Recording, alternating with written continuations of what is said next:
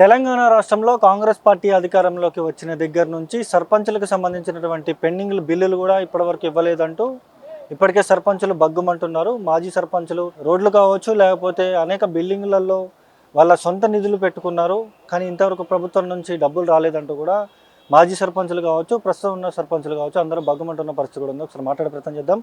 మనతో పాటు సర్పంచులకు సంబంధించిన నాయకులు కూడా ఉన్నారు. చెప్పండి అన్న, ఎట్లా చూస్తారు? ఇప్పటికి 3 సంవత్సరాలు అవుతుంది. గత బీఆర్ఎస్ పార్టీ పరిపాలన ఉన్నప్పుడేమో బిల్లులు పడ్డాయి, ఇప్పటివరకు 3 సంవత్సరాలు అవుతుంది బిల్లులు పడట్లేదని చెప్పేసి అంటూ ఉన్నారు.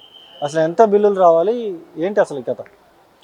ఈ ప్రభుత్వము వచ్చి 31 నెలలు అవుతుంది. 31 నెలల నుంచి ఎస్ఎఫ్సి స్టేట్ ఫైనాన్స్ నుంచి ఒక్క చిల్లి గవ్వ రూపాయి కూడా విడుదల చేయలేదు. ఇప్పుడు ఉన్న కొత్తగా ఎన్నికైన సర్పంచులకు కానీ, పాత సర్పంచుల పెండింగ్ బిల్స్ కానీ రూపాయి ఇవ్వడం లేదంటే ఇది కేవలం ఒక కక్ష సాధింపు చర్య లెక్కనే పాల్పడుతున్నట్టు ముఖ్యమంత్రి రేవంత్ రెడ్డి గారు కనపడుతుంది. మరి అదేవిధంగా ఈయన మొన్న రైతులను ఉద్దేశించి శిల్పారామంలో మీటింగ్ పెడితే మాజీ సర్పంచులకు బిల్లులు ఇవ్వాలంటే మరి నేను లేను అని చెప్తుండు. మరి కొత్తగా అయిన సర్పంచులు ఉన్నారు, మరి పాత సర్పంచులు లేరు. మరి 6 బిల్లులు కేసీఆర్ పెట్టిపోయినారు, నేను ఎందుకు ఇస్తా అని చెప్తుండు. కానీ మరి కేసీఆర్ కట్టిన సెక్రటరేట్ నుంచి పరిపాలన కొనసాగుతుండు, కేసీఆర్ కట్టిన కలెక్టరేట్ నుంచి పరిపాలన కొనసాగుతుండ్రు. మరి గత ప్రభుత్వంలో ఉన్నప్పుడు గ్రామ పంచాయతీ భవనాల నుంచి పరిపాలన కొనసాగుతుండ్రు. మరి గతంలో ఉన్న పల్లె ప్రకృతి వనాలు కానీ, అదేవిధంగా మరి శ్మశాన వాటికలు కానీ, రైతు వేదికలు కానీ అనేక రకాలుగా ఈ ప్రభుత్వం వాడుకుంటుంది. కానీ బిల్లులు ఇవ్వాలనే కాడికి వెళ్ళి అన్నప్పుడు నేనెందుకు అంటుండు. మరి గత ప్రభుత్వంలో చేసిన పనులకు దేశంలో 20 అవార్డులు ఎంపిక చేస్తే 19 అవార్డులు 2019 నుంచి 24 వరకు ఉన్న సర్పంచులను చేసినాం. ప్రతి పల్లెకు పల్లె ప్రకృతి వనాలు దర్శనమిస్తాయి, ట్రాక్టర్ కొనుగోలు చేసినట్టు చూపిస్తాయి.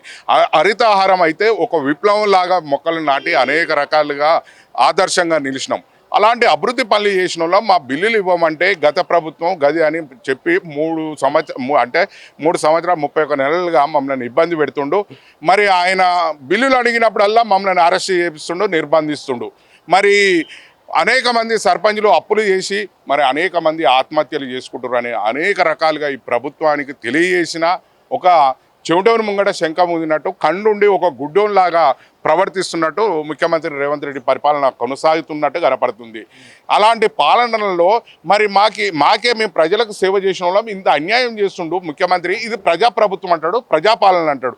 మరి ఎక్కడి ప్రజాపాలన, ఎక్కడి మరి పాపాల ప్రభుత్వం లాగా మా ప్రాణాలు పోతున్నాయి.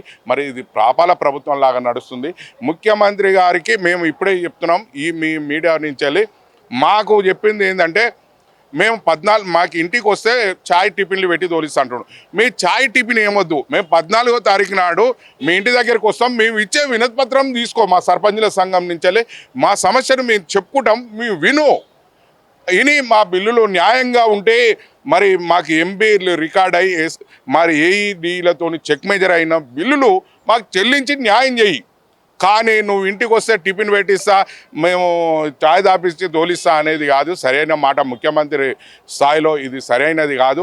ముఖ్యమంత్రి గారు న్యాయంగా మా బిల్లులు ఇవ్వాలి. మా ప్రాణాలు ఇప్పటిదాకా అనేక మంది ప్రాణాలు పోతున్నాయి. మరి ఆ ప్రాణాలు కూడా ఇది ప్రభుత్వం హత్యలాగానే భావించబడుతుంటుంది. కాబట్టి ఈ ప్రభుత్వం మా మాజీ సర్పంచుల పెండింగ్ బిల్లులు చెల్లించి న్యాయం చేయాలి. మీరు ప్రతిపక్ష రాజకీయ పార్టీల మీద మీరు ఎంత కక్ష సాధిస్తారో అది వేరే తర్వాత భాగం. మాకు రావాల్సిన బిల్లులు న్యాయంగా ఇవ్వమంటే మా మీద కూడా గత ముఖ్యమంత్రి తెలంగాణ ఉద్యమకారుడు కేసీఆర్ గారికి అటాచ్ అయి ఉన్నాయి. వాళ్ళు చెప్పిన ఆదేశాల ప్రకారం పనిచేసినను మా మీద కక్ష సాధింపు ఇది సరైనది కాదు. రేవంత్ రెడ్డి తీరు మార్చుకొని మాకు న్యాయం చేయాలని మేము డిమాండ్ చేస్తున్నాం. చెప్పండి, మీరు చెప్పండి, ఎక్కడి నుంచి వచ్చారు మీరు? చెప్పండి, ఎక్కడి నుంచి వచ్చారు? మేము ఖమ్మం డిస్టిక్ అండి, సత్తుపల్లి పెనుపల్లి మండలం, అడవిమల్లాల సర్పంచ్ని. నాకు 60 లక్షల బిల్లులు రావాలండి. ఎస్డిఎఫ్ నిధుల ద్వారా, సీఎం అష్యూరెన్స్ ఎస్డిఎఫ్ నిధులు ప్లస్ ఎమ్మెల్యే గారు ఎస్డిఎఫ్ నిధుల ద్వారా, అలాగే డిఎంఎఫ్టి సింగరేణి నిధుల ద్వారా, అదేవిధంగా ఎన్ఆర్ఈజెస్ గ్రామ పంచాయతీ బిల్డింగ్ నిర్మాణం నిధుల ద్వారా నాకు 60 లక్షల బిల్లులు రావాలండి. 30 నెలలుగా సుమారు 60 లక్షల రూపాయల నిధులు ఖర్చు పెట్టాం. మేము సొంతంగా అక్కడ వడ్డీలకు తీసుకొచ్చి ఖర్చు పెట్టి గ్రామాల్లో అభివృద్ధి పనులు పూర్తి చేసాం. గ్రావెల్ రోడ్స్, సీసీ రోడ్స్, గ్రామ పంచాయతీ బిల్డింగు, ఇలా అనేక రకాల పనులు, కమ్యూనిటీ హాల్ ఇలా అనేక రకాల పనులు పూర్తి చేసి వాళ్ళ ప్రజలకి అవి అందుబాటులోకి వచ్చి వాళ్ళు అనుభవిస్తూ ఉన్నారు వాటి ఫలాలని. కానీ ఆ అభివృద్ధి చేసినటువంటి నిధులకి పరిపాలన మంజూరు ఇచ్చినటువంటి ప్రభుత్వం ఇచ్చినటువంటి మంజూరు ద్వారా చేసిన అభివృద్ధి పనులు పూర్తి చేసినటువంటి నిధులు ఇవ్వడానికి వచ్చిన ఇబ్బంది ఏంటో అర్థం కావట్లేదు సార్. కేవలం కావాలని కక్షపూరితంగా మాజీ సర్పంచులు అందరూ బీఆర్ఎస్ సర్పంచులని వాళ్ళకి యొక్క నిధులను ఆఫ్ చేస్తే వాళ్ళు కుటుంబాలు అన్ని రోడ్డున పడి వాళ్ళు పార్టీకి పనిచేయకుండా ఉంటారు. వాళ్ళని ఏ రకంగానే తిరిగి కాంగ్రెస్ పార్టీకి అనుకూలంగా పనిచేయించుకోవాలి, వాళ్ళని కాంగ్రెస్ పార్టీలో తీసుకోవాలనేటటువంటి దురుద్దేశంతో మా యొక్క నిధులను ఆఫ్ చేసి మా కుటుంబాలు రోడ్డున పడేలాగా అనేక మంది మాజీ సర్పంచులు ఈరోజు ఆత్మహత్యలో పాల్పడి కుటుంబాలు ఆర్థికంగా నష్టపోయి రోడ్డున పడ్డటువంటి సందర్భం. ఇకనైనా ముఖ్యమంత్రి రేవంత్ రెడ్డి గారు ఈరోజు మీరు పరిపాలన సాగిస్తూ ఉన్నారు. ఈరోజు మీ సర్పంచులు వీళ్ళకి అధికారం, మీకు మీ సర్పంచులకు అధికారం శాశ్వతమా? రాబోయే కాలంలో బీఆర్ఎస్ పార్టీ మళ్ళీ తిరిగి అధికారంలోకి వచ్చినప్పుడు ఇవాళ అభివృద్ధి పనులు చేసినటువంటి సర్పంచులు ఇదే రకమైనటువంటి ఇబ్బందులను ఎదుర్కోవాల్సి వస్తుంది. దయచేసి గ్రామాల్లో అభివృద్ధి పనుల కోసం నిధులు వెచ్చించి అప్పుల పాలయ్యి కుటుంబాలు రోడ్డున పడినటువంటి మాజీ సర్పంచుల యొక్క బిల్లులను చెల్లించి ఆ కుటుంబాలను ఆదుకోవాలి. అధికారం ఎవరికీ శాశ్వతం కాదనేది మీరు కూడా పెద్దలు గుర్తెరిగి భవిష్యత్తులో వెంటనే ఈ మాజీ సర్పంచుల యొక్క కోట్లాది రూపాయల ఎస్డిఎఫ్ బిల్లుల్ని, ఎన్ఆర్ఈజీఎస్ బిల్లుల్ని, గ్రామ పంచాయతీ బిల్డింగ్ నిర్మాణ ఎన్ఆర్ఈజీఎస్ బిల్లుల్ని, డిఎంఎఫ్టీ బిల్లుల్ని వీటన్నిటిని కూడా విడుదల చేసి మాజీ సర్పంచులను ఆదుకోవాలని మనస్ఫూర్తిగా కోరుకుంటున్నాం. అదేవిధంగా ఈ నెల 14న మా యొక్క బాధలు చెప్పుకోవడానికి మా యొక్క మెమొరాండం మీకు ఇవ్వడానికి మీ ఇంటికి వస్తూ ఉన్నాం. దయచేసి మీరు మంచి మనసుతో మేము ఇచ్చేటటువంటి వినతి పత్రాన్ని స్వీకరించి దాంట్లో వాస్తవాలను ఎంతవరకు ఏంటనేది మీరు గ్రహించి మా న్యాయమైన కోరికలు అయితేనే, పరిపాలన అనుమతులు ఉంటేనే, అవి ఎంబీ ఉంటేనే, చెక్ మీద ఉంటేనే, అవి అధికారికంగా అన్ని రకాలుగా రికార్డెడ్ పరంగా ఉంటేనే మాకు నిధులు ఇవ్వమని కోరుతా ఉన్నాం. ఆ వినతి పత్రం తీసుకొని మా సమస్యలను పరిష్కరించాలని కోరుతా ఉన్నాం. చెప్పండి, మీరు చెప్పండి, ఎక్కడి నుంచి వచ్చారు మీరు? మంచిర్యాల జిల్లా జైపూర్ మండలం శివారం గ్రామ సర్పంచ్ని. మేము గత 5 సంవత్సరాల్లో గ్రామాభివృద్ధి కోసము చాలా వరకు మా సొంత డబ్బులతోటి శ్మశాన వాటికలు కానీ, మన రోడ్స్ కానీ, తర్వాత గ్రామ పంచాయతీ భవనాలు కానీ, రోజువారీ కార్యక్రమాలు అంటే గ్రామ అభివృద్ధి. ఈరోజు ఎంత నీట్గా గ్రామాలు ఉన్నాయంటే మేము ఆ రోజు కష్టపడిన దాని ఫలితంగానే ప్రజలు ఈ రకంగా మంచి అభివృద్ధిలో ఉంది గ్రామాలు. కానీ ఈ గవర్నమెంట్ వచ్చిన తర్వాత మాకు చెల్లించాల్సిన బిల్లు చెల్లించక అంతకుముందు ప్రతిపక్షం ఉన్నప్పుడు సర్పంచులకు మీకు పెండింగ్ బిల్లులు మీకు ఇస్తలేరు, మిమ్మల్ని గౌరవిస్తలేరు, మా గవర్నమెంట్ వస్తే మేము మిమ్మల్ని గౌరవిస్తాం, మీకు మంచిగా చూసుకుంటామని గవర్నమెంట్ ఏదైతే అప్పుడు ప్రతిపక్షం ఉన్నప్పుడు చెప్పినరో వాళ్ళు గవర్నమెంట్ ఫామ్ చేసిన తర్వాత అది మర్చిపోయి ఈ సర్పంచులు మా సర్పంచులు కాదు, అప్పుడు టీఆర్ఎస్ సర్పంచులు వాళ్ళు ఇచ్చిన పనులకు, వాళ్ళు అప్పుడు చెప్పిన కేసీఆర్ చెప్పిన పనులకు మేమెందుకు నిధులు ఇస్తామనే ఒక ఆలోచనతోటి ఇట్లా పోవడం వల్ల సర్పంచులు సొంత డబ్బులతో పెట్టిన డబ్బులు ఇబ్బందులు పడి కొంతమంది ఆత్మహత్యలు చేసుకున్నారు, కొంతమంది ఇబ్బందులు పడి రోడ్ల పడిన పరిస్థితి ఉన్నది. కాబట్టి గవర్నమెంట్ ఇప్పుడున్న కాంగ్రెస్ గవర్నమెంట్ ప్రజాపాలన అనే దాని మీద చేస్తున్నారు కాబట్టి ప్రజలకు న్యాయం చేయాలి కాబట్టి ఆ ప్రజలకు చేసిన సేవలు సర్పంచులు చేసినారు కాబట్టి వాళ్ళని గుర్తించి వాళ్ళ పనులను గుర్తించి ఏదైతే మన చట్టబద్ధంగా న్యాయబద్ధంగా రావాల్సిన బిల్లులు ఏవైతే ఉన్నాయో వాటిని ఇప్పిస్తే అదే గ్రామానికి సేవ చేసిన సర్పంచ్, ఇప్పుడు సర్పంచ్ కావచ్చు, గత సర్పంచులు కావచ్చు, వాళ్ళకి న్యాయం జరుగుతుంది. కాబట్టి మేము కోరుకున్నది ఏంటంటే ఇప్పుడు మేము మన 14 తారీఖు జరగబోయే మన సీఎం గారింటికి వినతి పత్రం ఇచ్చే సందర్భంలో దాన్ని కూడా ఆహ్వానించి మాకు టిఫిన్లు కాకుండా మాకు ఏదైతే న్యాయబద్ధంగా రావాల్సిన బిల్లుల కోసం దాన్ని మేము ఇచ్చిన వినతి పత్రం తీసుకొని పరిశీలించి మనకి ఏదైతే న్యాయంగా రావాల్సిన బిల్లులు మాకు ఇస్తే మేము కూడా సంతోషిస్తామో, మా ప్రజలు కూడా న్యాయం జరుగుతుంది, మాకు కూడా బాగుంటుంది అన్న ఆలోచనతోటి మేము రేపు కార్యక్రమం. చాలా మంది సర్పంచులు ఆత్మహత్య చేసుకొని చనిపోయారు. ఎందుకు చనిపోయారు వాళ్ళంతా? ఎందుకు చనిపోయారంటే ఇప్పుడు గ్రామాల అభివృద్ధి కోసము మనకు ఫండ్ వస్తుందన్న ఉద్దేశంతో గ్రామాల సర్పంచులు కూడా గౌరవం ఉండాలి కదా, గౌరవం ఉండాలి కాబట్టి ఆ గ్రామాన్ని డెవలప్ చేయాలంటే మనం పైసలు పెట్టాల్సిందే. పెట్టినాం, చేసినాం, అక్కడ అభివృద్ధి ఉంది, ప్రతి గ్రామంలో ప్రతి అభివృద్ధి ఆ రోజు ఉంది. కానీ ఈ రోజు లేదు. ఈ గవర్నమెంట్లో ఏ శానిటేషన్ వర్క్ జరుగుతలేదు, ఏ వర్క్ జరగట్లేదు, సర్పంచులు కూడా నిధులు ఇస్తలేరు. ప్లస్ వచ్చిన నిధులు అంటే మీరు స్టేట్ ఫైనాన్స్, సెంట్రల్ ఫైనాన్స్ ఇచ్చిన నిధులను కూడా వాళ్ళు యూటిలైజ్ చేయకుండా, బిల్లులు ఇవ్వకుండా, వాళ్ళకి ఇవ్వకుండా అది పెండింగ్లో పెట్టి చేయడం వల్ల ఇబ్బంది అవుతుంది. అయితే మీరు అన్నది ఏంటంటే సర్పంచులు ఎందుకు ఆత్మహత్యలు చేసుకున్నారంటే ఈ పెట్టిన పైసలు బిల్లులు రాకపోవడం వల్ల కుటుంబాన్ని పోషించలేక వడ్డీలు కట్టలేక చాలామంది ఆత్మహత్య చేసుకుని చనిపోయిన సందర్భాలు ఉన్నాయి, రోడ్ల పడిన సందర్భాలు ఉన్నాయి. ఇవన్నీ కూడా గవర్నమెంట్ దృష్టికి తీసుకుపోయినారు. మా మా స్టేట్ నాయకులు, సర్పంచుల ఫోరం అధ్యక్షులు స్టేట్ నాయకులు గారు ఎన్నో సందర్భాలలో మన ముట్టడించడం జరిగింది, ధర్నాలు చేయడం జరిగింది, ఈ వివరణ గవర్నమెంట్కు తెలపడం జరిగింది. అయినా కూడా ఇప్పటి వరకు కూడా స్పందించకపోవడం వల్ల ఇంకా బాధల్లో ఉన్నారు. కాబట్టి ఇప్పుడన్నా గుర్తించి ఏదైతే మన అప్పుడున్న ప్రతిపక్షంగా ఉన్నప్పుడు చెప్పిన మాటలు నమ్మి ఓట్లు మేము వేయించినాము, ప్రజలు వేసినారు. కాబట్టి ప్రజాపాలన అంటే ప్రజలకు న్యాయం చేయాలి. ఆ ప్రజలలో సర్పంచ్ కూడా ఒక వ్యక్తి. ఈ సర్పంచ్ ఆ రోజు ఆ గ్రామాన్ని అభివృద్ధి చేస్తేనే ఆ రోజు ఆ గ్రామం అభివృద్ధి జరిగింది. సర్పంచ్కి న్యాయం జరిగింది అంటే ప్రజలందరికీ న్యాయం జరిగినట్టే. కాబట్టి ఆ గవర్నమెంట్ ఇప్పుడున్న మన ముఖ్యమంత్రి గారు ఆలోచించి ఈ రకమైన నిర్ణయాలు తీసుకొని మాకు మన పెండింగ్ బిల్లులు వచ్చే విధంగా చేస్తే ప్రజలకు న్యాయం చేసినట్టే అని మేము భావిస్తున్నాం. మీరు చెప్పండి అన్న, ఇప్పుడు చాలామంది ఎవరైతే సర్పంచులు కావచ్చు, ఉప సర్పంచులు కావచ్చు, వీళ్ళందరూ కూడా ఆత్మహత్య చేసుకుని చనిపోతున్నారు. ఎందుకు చనిపోతున్నారు అసలు? వీళ్ళు ప్రభుత్వ ఆదేశాల ప్రకారమే ఏది ఇస్తే ఆ వర్కులను పనులు చేసినాం. అంటే ప్రభుత్వము ఈ పని చేయాలి, రైతు వేదిక కట్టాలి. రైతు వేదిక కట్టినప్పుడు ఆ రైతు వేదికది ఎంత ఎస్టిమేట్ ఉంటుందో దాని ప్రకారం కట్టిన దానికి తర్వాత ఎంబీ చేసిన తర్వాత సంవత్సరానికి బిల్లు విడుదల చేస్తారు. ఆ విడుదల చేసేటప్పుడు అప్పు తెచ్చిన పైసలకు వడ్డీలు భారీ స్థాయిలో పెరుగుతాయి. భారీ స్థాయిలో పెరిగినాక అది చెల్లించలేని పరిస్థితుల్లో ఆత్మహత్య చేసుకునే పరిస్థితి ఉన్నది. ఇంకొకటి, ఈ ప్రభుత్వం కూడా మరి మాజీ సర్పంచుల బిల్లుల మీద కూడా బోగస్ ప్రకటనలు చేసిరు. మరి మాజీ సర్పంచులకు బిల్లులు వస్తున్నాయి అనే దాని మీద అనేక ప్రకటనలు చేయడం, ఆ ప్రకటనల ద్వారా అప్పు ఇచ్చిన వాడు ఇంటి మీదకి వచ్చి వేధించే వరకు ఆత్మహత్య చేసుకునే పరిస్థితిలో మొన్న హుస్నాబాద్లో జరిగింది. అట్లా కొన్ని ఏరియాలో పరిధిలో ఆత్మహత్యలు జరుగుతున్నాయి. మేము మాజీ సర్పంచ్లకు చెప్తున్నాం, ఎవరు కూడా ఆత్మహత్య చేసుకోవద్దు.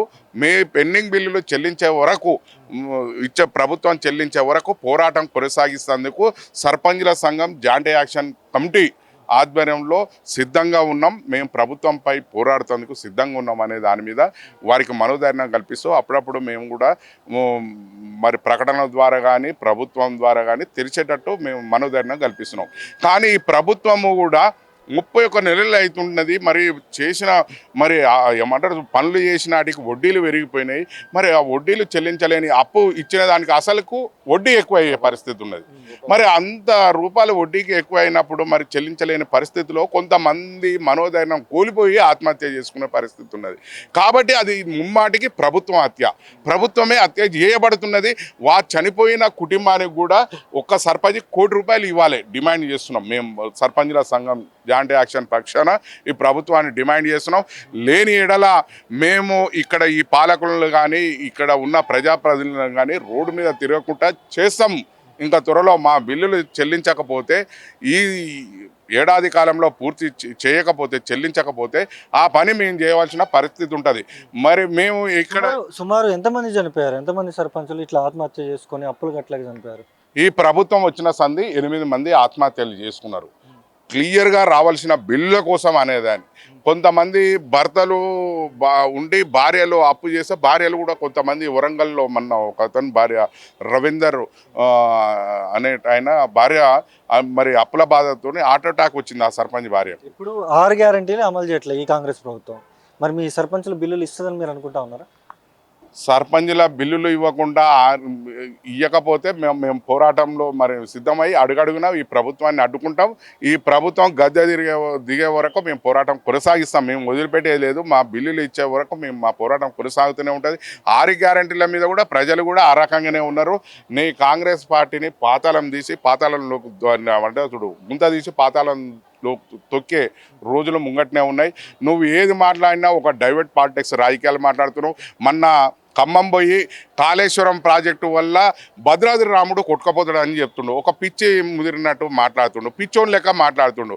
మరి కాళేశ్వరం ప్రాజెక్టు ద్వారా లక్షలాది ఎకరాలు పండించే రైతు కళ్ళల్లో ఆనందం, గత ప్రభుత్వంలో ఆనందం చూస్తే ఈయన ఏమైనా ప్రభుత్వాలు ప్రతిపక్ష పార్టీ నాయకులను విమర్శించే వరకే సరిపోతుంది.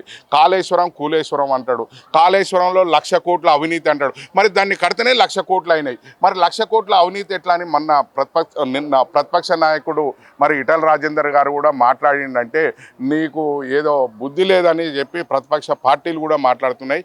కాబట్టి నువ్వు ఎంతసేపు ఉన్నా ప్రతిపక్ష కేసీఆర్ గారిని గారిని ఎక్కడ ఏ సభలో పోయినా కేసీఆర్ గారిని విమర్శించడం, కేటీఆర్ గారిని విమర్శించడం, అదేవిధంగా హరీష్ రావు ఎత్తు పొడవుల గురించి కూడా ఎగతాళి చేయడం, ఈయన ముఖ్యమంత్రి స్థాయిలో మాట్లాడవలసిన మాటల ఎగతాళి మాటలు, ఒక పిచ్చోడ్లాగా మాట్లాడుతుండు, పిచ్చి కూతలు కూస్తుండ అనేది క్లియర్గా కనపడుతుంది. మీ పాలన సరైంది కాదు. ఇప్పటికీ నువ్వు ఏమంటావు చూడు, కాళేశ్వరం ప్రాజెక్టుని కడితే ఈ విధంగా ఉంది అంటారు కదా, ప్రజలు అందరూ గ్రహిస్తున్నారు.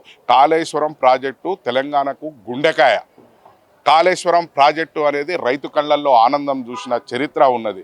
నువ్వు దాని మీద ఎంత బదలాం చేసి, ప్రతిపక్ష పార్టీలను బదలాం చేసి ఒక బురద జల్లాలంటే ప్రజలు ఏం ఊకోరు. కాబట్టి నువ్వు పాలన ఒక చేతగాక ప్రతిపక్ష నాయకులను విమర్శించడం ఒక పనిలాగా పెట్టుకున్నాడు. మొన్న విద్యార్థులు స్కూలు ఓపెనింగ్ పోయిండు, ఆ విద్యార్థులను ఉద్దేశించి మాట్లాడవలసిన మాటలు కూడా ఏం మాట్లాడుతుండో కేసీఆర్ గారి మీద, కేటీఆర్ మీద, హరీష్ రావు మీద మాట్లాడుతుండు. అంటే ఈయన విద్యార్థులకు చెప్పవలసిన చదువులు మాస్టరు బాగా చెప్పాలి, విద్యార్థులు బాగా చదువుకోవాలనేది మర్చిపోయి అక్కడ కేసీఆర్ మీద, కేటీఆర్ మీద విమర్శలు చేస్తే విద్యార్థులు కూడా పిచ్చోడు అనుకొని చూస్తున్నారు. అంటే నీ పిచ్చి పాలనలా ఉన్నది. ఇది ప్రజాపాలన కాదు, ఒక పిచ్చి పాలన, ఒక పాపిష్ట పాలనలాగా కొనసాగుతుంది అనే దాని మీదనే అందరు ప్రజలు కూడా చూస్తున్నారు. నువ్వు ఇప్పటికీ రాష్ట్రంలో చేసిన అరాచకాలు అనేది చూస్తున్నారు. నువ్వు రియల్ ఎస్టేట్ వ్యాపారంలాగా నీ పాలన కొనసాగుతుందంటే రియల్ ఎస్టేట్ కూడా డమాలైపోయింది ఈ రాష్ట్రంలో. రియల్ ఎస్టేట్ లేక అనేక వ్యాపారాలు కుదేశించిపోయింది. నువ్వు మంది కొంపలు కూల్చినావు, హైడ్రా పేరుతోని పేదల ఇండ్లు కూల్చేస్తే ఆ ఇండ్లకు సంబంధించిన ప్రజలు కూడా నీ మీద ఆవేశాల మీద ఉన్నారు. నువ్వు ఏదైనా 1,00,000 కోట్లు మూసి పక్షాలన పేరుతోని 1,00,000 కోట్ల మీద నువ్వు ఏదో ఆశలు పడి కమిషన్ల కోసం నువ్వు కకృతి పడ్డట్టే మూసీ ప్రాజెక్టు మీద పనులు చేపడుతున్నట్టు అనే దాని మీద కనపడుతుంది. నీ పాలన సరైనది కాదు. నీ పాలన ఇప్పటికి మీద ప్రజల పైన దృష్టి పెట్టాలి. నువ్వు ప్రజాప్రభుత్వం, ప్రజాపాలన అంటే ప్రజలకు ఇచ్చిన 6 గ్యారెంటీలు, 420 హామీలను నెరవేర్చాలి. నెరవేర్చకుండా, నిరుద్యోగులకు ఉద్యోగ అవకాశాలు కల్పించకుండా, మొన్న ఇక్కడ ఉన్న ఏమైనా ఈయన రేవంత్ రెడ్డి చంద్రబాబు అడుగు జాడలను నడుస్తున్నట్టు కనపడుతుంది. చంద్రబాబు ఏది ఆర్డర్ ఇస్తే ఆ రకంగానే నీ పాలన కొనసాగుతున్నట్టు ఉంది. మొన్న ఒక జర్నలిస్ట్ని ఇక్కడ ఆంధ్ర పోలీసులు వచ్చి తెలంగాణ రాష్ట్రంలో ఉన్న జర్నలిస్ట్ని పట్టుకొని పోతుంటే వాళ్ళ భార్య మీద ఒక చెయ్యి వేసి ఈడ్చుకెళ్తుంటే మహిళా పోలీసులు లేకుండా ఆ రకంగా నీ వ్యవహారం ఉంది. ఏమైనా నువ్వు లోకేష్ బాబు, చంద్రబాబు గురించే నీ ఇక్కడ ముఖ్యమంత్రి పరిపాలన చేస్తున్నట్టు, రేవంత్ రెడ్డి పరిపాలన చేస్తున్నట్టు కనపడుతుంది. కాబట్టి నీ పరిపాలన ప్రజలు హర్షించాలంటే ప్రజలకు ఇచ్చిన 6 గ్యారెంటీలు, 420 హామీలు, మాజీ సర్పంచ్ల పెండింగ్ బిల్లులు, నిరుద్యోగులకు ఉద్యోగాలు ఆ రకంగా నువ్వు నెరవేర్చినప్పుడు అది ప్రజాప్రభుత్వం, ప్రజాపాలన అవుతుంది. కాబట్టి ముఖ్యమంత్రి గారికి ఏం చెప్తున్నాం అంటే, మేము 14వ తారీఖు నాడు మాజీ సర్పంచ్లం అంతా వినతిపత్రాన్ని ఇస్తేందుకు వస్తున్నాం. మమ్మల్ని ఎక్కడ అరెస్ట్ చేయించకుండా, నిర్బంధించకుండా మీ ఇంటి దాకా వచ్చేటట్టు చూస్తే అదే నీ ప్రజాపాలన అంటారు. కాబట్టి మా వినతిపత్రం తీసుకొని మా సమస్య పరిష్కరించాలి. మీరు టిఫిన్లు ఏం పెట్టొద్దు, మా సమస్య పరిష్కరిస్తే చాలని ముఖ్యమంత్రి రేవంత్ రెడ్డి గారిని కోరుతున్నాం.